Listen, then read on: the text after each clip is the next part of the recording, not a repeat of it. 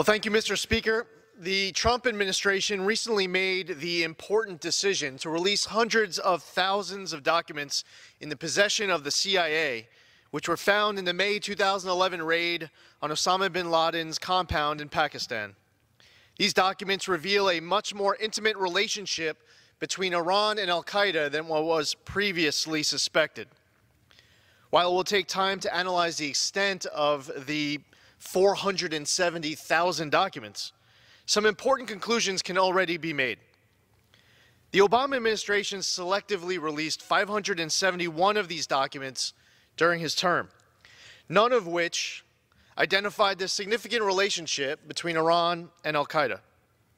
While President Obama claimed Al Qaeda was, quote, on the path to defeat, these documents showcase Al Qaeda strategically reorganizing its operational base. One of these documents describes Iran as Al Qaeda's, quote, main artery for funds, personnel, and communications, and instructs members to, quote, refrain from attacking Iran and devote your total resources to the fight against the Crusaders and the apostates. On the one hand, Al Qaeda would publicly declare all Shiites to be apostates. On the other hand, internal deliberations by the organization called for a transactional relationship with the mullahs of Tehran.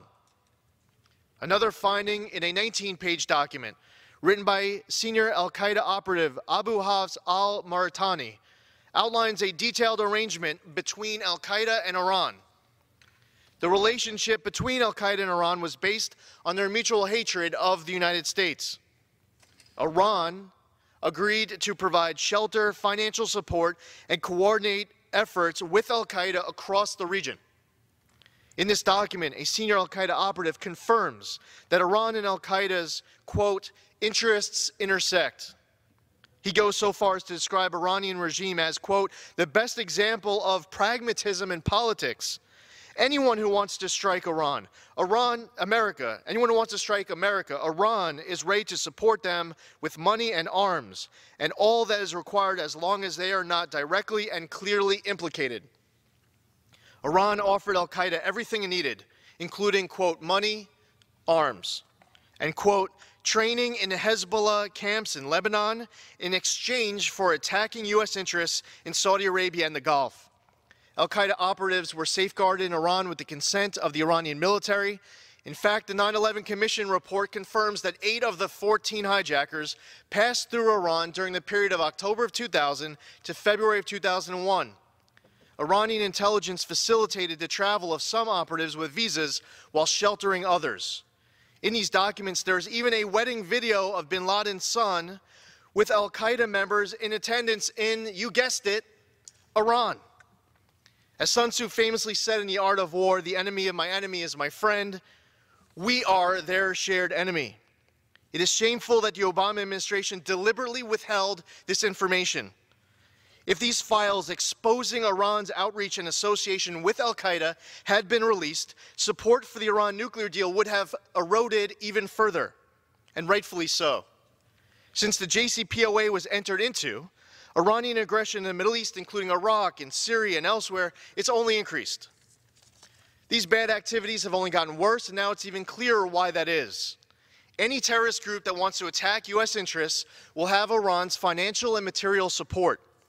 By providing Iran with $150 billion in sanctions relief, we are giving Iran the resources it needs to carry out its bad activities, threatening the United States and our allies.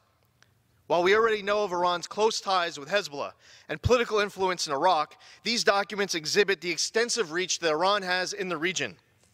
Keeping these documents hidden from the general public while the JCPOA was being debated and approved was blatant politicization of intelligence, and it was totally reprehensible. Thankfully, the current administration has released these documents to let the American public know the truth. I commend the CIA director, our former colleague here in the House, Mike Pompeo, who has hit the ground running as the new CIA director and made the bold decision to take these 470,000 documents and release them for the American public and for the world to see. They shouldn't have been hidden in the first place. They should not have been hidden for so long, and now we can know the truth of the relationship that absolutely existed between Iran and Al Qaeda. I encourage my colleagues to view these documents. I encourage the media to view these documents for the American public and the international community. And I thank again the administration for their leadership in this very important decision. I yield back.